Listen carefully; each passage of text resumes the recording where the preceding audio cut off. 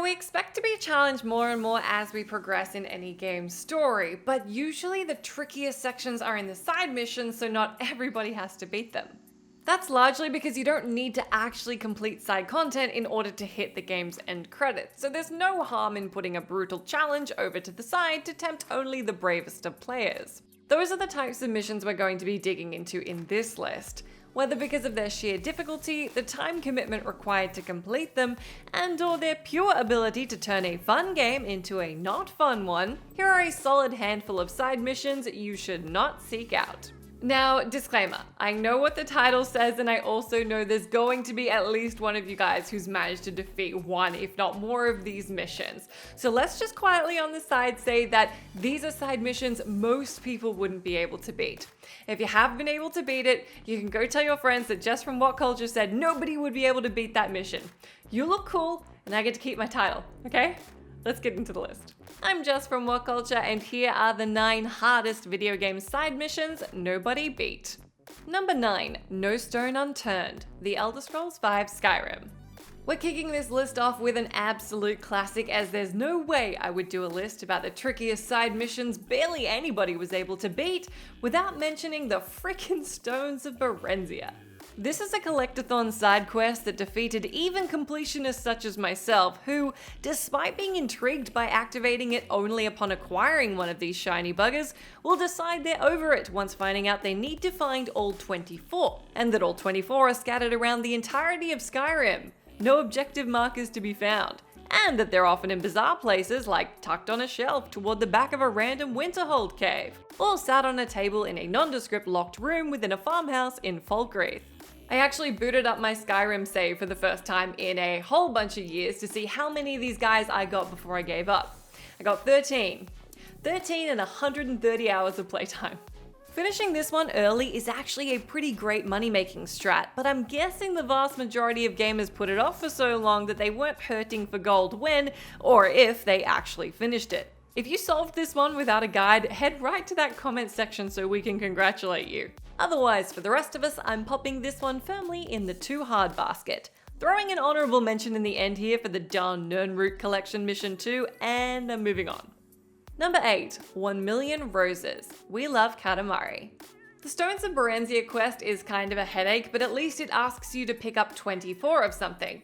24. That's a reasonable number. You know what's not a reasonable number? 1 million. 1 million. That's how many roses you had to grab in this side quest. For the uninitiated, We Love KATAMARI is a sequel to the sleeper hit Katamari Damacy, a 2004 PS2 game where you roll around as a very sticky magical ball called a Katamari, picking up everything you can and gradually growing in size. If you haven't had the pleasure, it's strangely addictive. One optional side quest in the 2006 sequel was to pick up 1 million roses, a task for which the word daunting doesn't seem to have quite enough weight to it. The stage is absolutely infamous, with players devising strategies including making sure they get 10,000 a day, to just attaching rubber bands to their controller so the ball would just continue to roll around and they could go about their lives. One player took to Reddit to say they taped their analog sticks and went away on a week-long trip, and when they returned, the stage still wasn't finished. So yeah, I'm gonna assume the number of players to defeat this one is pretty damn low.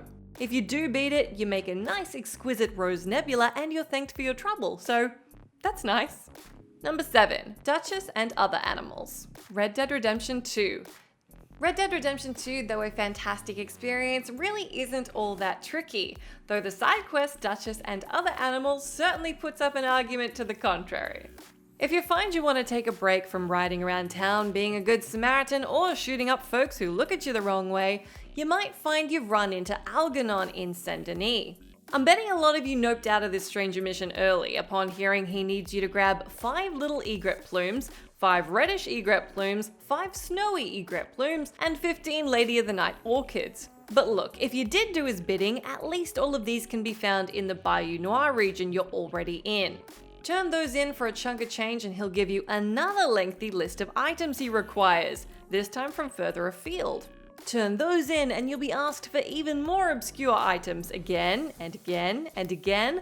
All told, there are 6 lists of collection items you'll need to locate from all around the map, totaling almost 200 rather difficult to find exotic items. Disappointingly, your rewards for finally doing so are a hat, albeit a pretty cool looking hat, and a revolver, which is disappointingly worse than pretty much every other revolver in the game. Bummer. Some truly generous souls have now created maps of all the exotic locations, so if you do want to do this quest, you can cozy up to one of those and have less of a crappy time. But I'm guessing most of you passed on this one for being way too hard, too time intensive, and not worth it. If you did complete this one without a map, you're a hero, or a massive fan of digital collecting and hunting, in which you do you, friend. This side mission is indisputably a pain, but I think we can all agree the hardest side mission in Red Dead 2 is, where on earth is Gavin? Number 6, getting the Venus Sigil, Final Fantasy X. Ask any Final Fantasy devotee which side mission in the franchise they would never want to do again, and I bet you a lot of them are saying this one, alongside some grumbling about lightning strikes.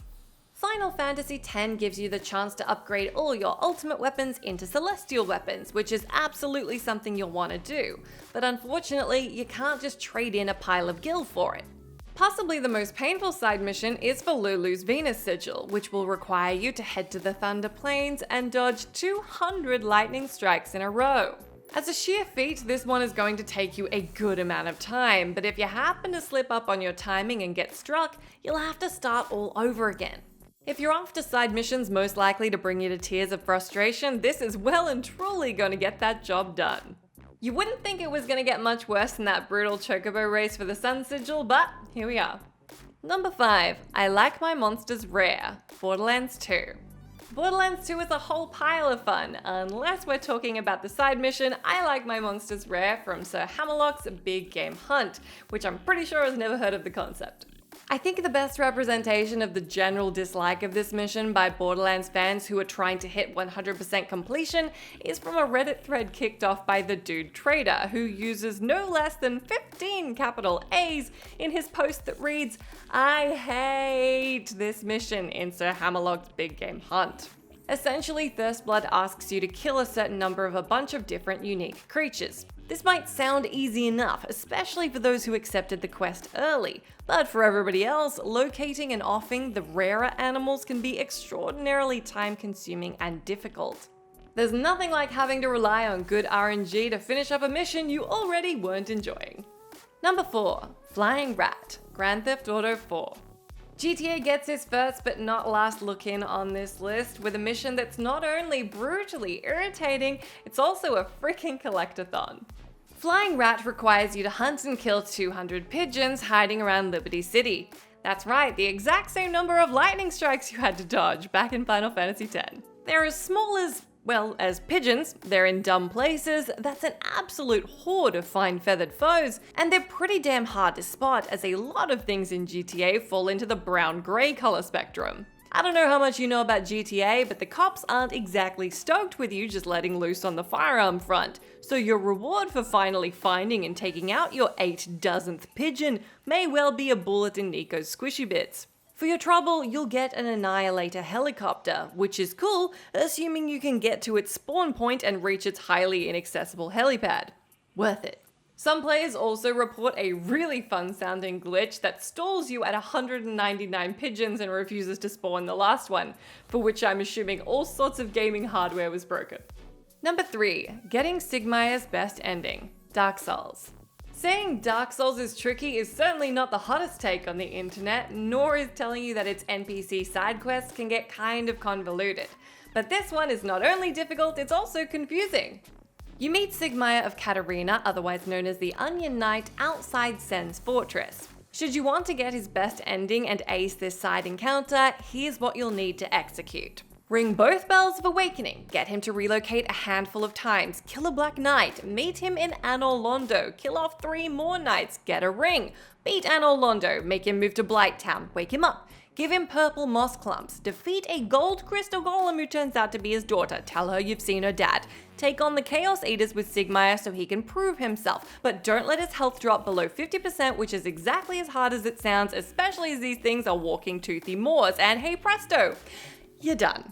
Miss any of the compulsory parts of this quest and the whole thing falls apart, but if you can manage it, then you're sorted. Now you get the good ending, where he he dies. He dies anyway, but he does get to reunite with his daughter first, so that's nice. Number 2, supply lines. Grand Theft Auto San Andreas. For a mission so brain-breaking, just remembering it sends chills up the spines of gamers everywhere, and the voice actor involved in it, David Cross, said he hates it, we have to turn to GTA. If you played San Andreas, then I'm betting you remember supply lines, the infamously difficult side mission that required players to control an RC biplane, track down couriers, eliminate them, and return to store clerk Zero's rooftop. To say this thing controlled poorly is the understatement of the century. You need to avoid crashing, and you had to keep an eye on your hastily decreasing fuel level the whole time. Some gamers claim this mission brought them to tears, while Cart88 wrote in a YouTube comment, "Whoever developed this mission had no soul." This is a mission you'd immediately save after if you did manage to pull it off, and given it's optional, no one would blame you for deciding against the aneurysm and skipping this one altogether. David Cross himself called it impossible, so it certainly needs to be on our list. If you were a GTA fan as a kid, I'm betting the phrase "launch the Red Baron" still gives you nightmares. Number 1, Queen of Cards, Final Fantasy VIII. There are few genres that revel in wasting your time as much as JRPGs, and given that Final Fantasy is a king of JRPGs, it stands to reason we have to turn back to that series for another side quest pain. I'm personally a sucker for a card-based minigame, and plenty of people adored Final Fantasy VIII's Triple Triad, but that adoration stopped abruptly where the Queen of Cards side quest began. The quest asks you to visit the Queen in different locations each time, and trade in unique cards in exchange for new unique ones made by her dad. But God forbid you just hand over the cards. No, you have to lose them to her in a game. And that's with game rules that she'll just arbitrarily decide on, so that will result in you probably losing a bunch of cards you didn't want to lose. The process takes ages, as she'll randomly zap to another location after each map, and the new cards that are created don't go to you, they go to NPCs spread across the game world. You'll also want to get all of this done before Disc 4, otherwise the cards disappear from the NPCs, and you'll have to try and get them off the flaky Queen again. Thankfully, I guess she started feeling bad for you, as she does stay put this time. And that's it for our wildly painful trip down memory lane. Do let me know down in that comment section if you managed to beat any of these missions, or if you can think of any other side missions that you reckon nobody beat. As always, I've been Jess from WhatCulture. Thank you so much for hanging out with me. You can come say hi to me on my Twitter account if you like, where I'm @JessMcDonald, but make sure you stay tuned to us here for plenty more great content.